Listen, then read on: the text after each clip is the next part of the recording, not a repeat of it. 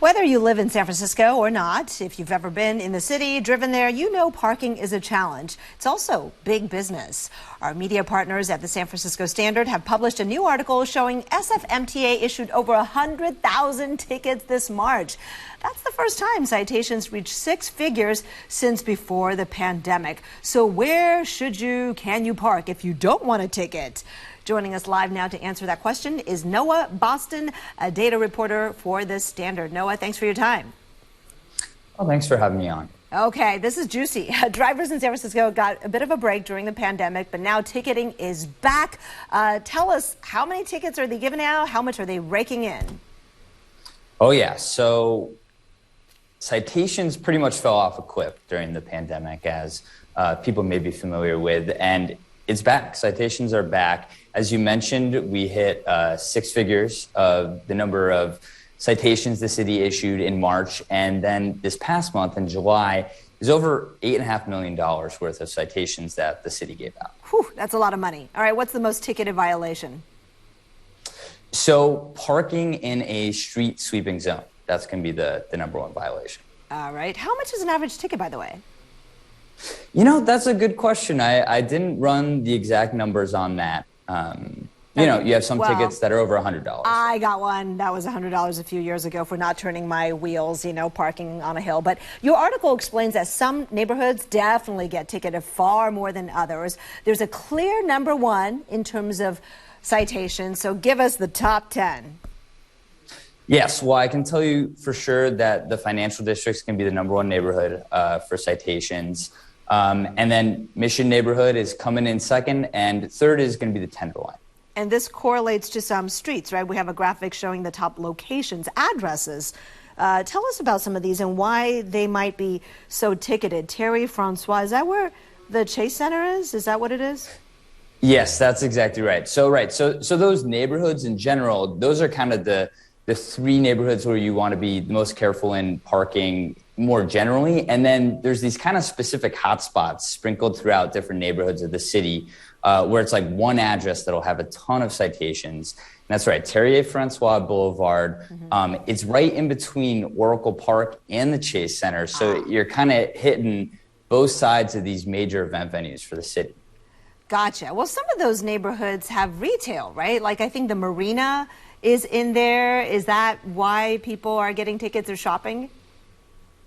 Yes, so the Marina has one of those specific hotspots, the Pierce Street Garage, where many people have been ticketed in that garage. And it's tricky to know exactly. I don't know for sure why that address was the most ticketed spot, but certainly these places where there's a lot of people coming and going, they might not be as familiar with the regulations in that neighborhood. That's going to put you at risk of getting hit with a ticket. All right. What about the times of day? Have you noticed in your research whether there are hours where drivers are more likely to get ticketed? Absolutely. Yeah. We ran the numbers for 2022 up through the beginning of August, and it's clearly between noon and 1 is by far the most ticketed time, when the most citations are issued. And coming up behind that, it's 9 a.m. to 10 a.m. So, kind of those transition times in the day, whether it's lunchtime or people arriving at work, those are both top times. Interesting. Almost a little counterintuitive. I used to think it was the nightlife, right? Like 9 o'clock when people are out at the clubs or going to restaurants, 7 o'clock. But that is not the case. All right. Well, that is all really great information. Please don't go away, Noah, because I'd love to continue chatting with you on Facebook Live because I've got more questions. You can check out more of the San Francisco Standard's other original reporting on their website, sfstandard.com, and ABC7 will continue to bring you more segments featuring the Standard's city-focused journalism. And a reminder, you can get our live newscast, breaking news, weather, and more with our ABC7 Bay Area streaming TV app. Just search ABC7 Bay Area and download it wherever you stream. We'll take a short break and be right back. Feel free to join us on Facebook Live. I am also just wondering if this is a reflection in any way of where the city may not have enough garages or parking lots. Do you think that has anything to do with where people are getting ticketed? That's a great question, and I don't know that I have a solid answer for you on that.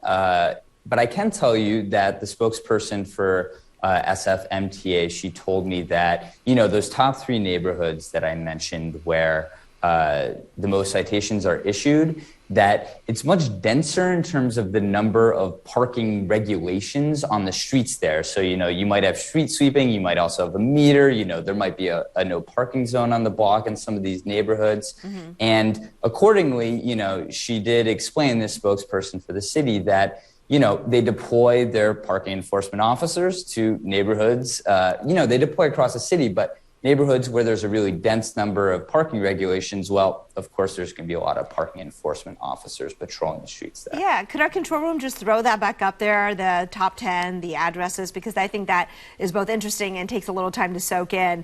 We talked about the top 3. Walk us through some of the other areas. Yeah, it's a little tricky. I'm not looking at the list. Oh, you can't see it? Okay. So right in front of me, yeah. We got Terry A. Francois, by far where they raked in the most money. Potrero Avenue, Pierce Street, Castro Street, another bustling neighborhood, right? Yes, that's right. Okay, well, thank you for that. And I can tell you, so the Potrero Street address, that's right across the street from the Zuckerberg San Francisco General Hospital. Oh.